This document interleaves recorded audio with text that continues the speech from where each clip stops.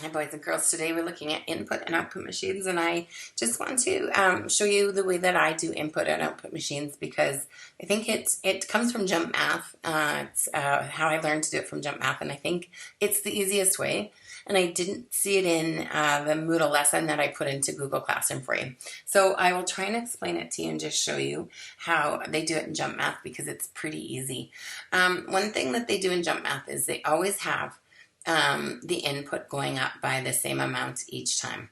They don't have random numbers here, and then that helps you to figure out what's going on in here to get to your output.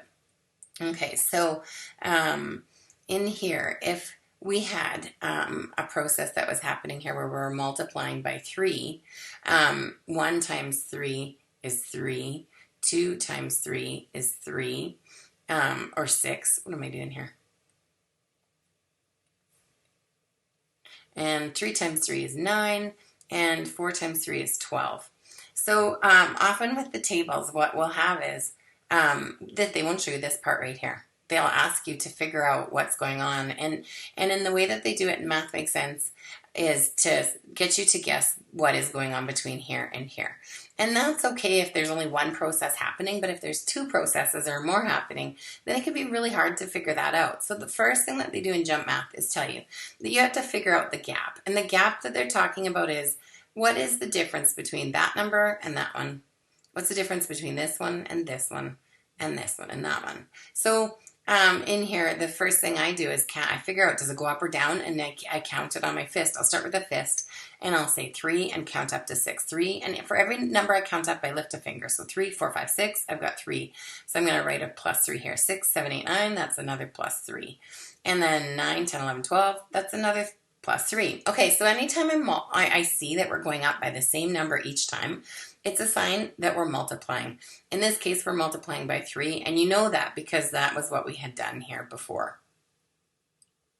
Okay, so in this table of values, what we have here is an input and then an output. And notice these are all going up by the same number, so I can use the gap to help me figure out what we're doing here. So the output goes 5, 10, 15, 20. Well, I can see, without even having to count with my fingers, that what we're doing is going up by 5 each time.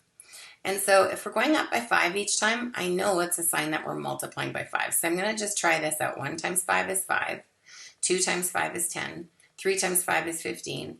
And 4 times 5 is 20. So that is for sure what is going on here. So that one was easy. Okay, in this question here we have the input going up by the same amount each time. So over here on the output, then I can figure out what the gap is to figure out what is happening as a process in the middle here.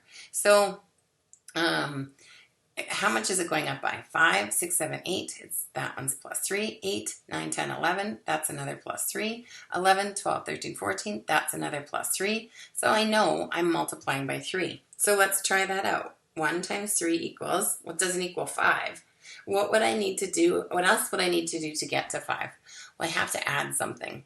Let's try adding 2. So 1 times 3 is 3, plus 2 is 5. Now let's see if that works on this one too. And if we can make it work on all of them, then that's going to be what this process is. So 2 times 3 is 6, plus 2 is 8, that works. 3 times 3 is 9, plus 2 is 11, that works. 3 times 3 is 4, plus 2 is 14. So what was happening here was multiply it by 3 and add 2.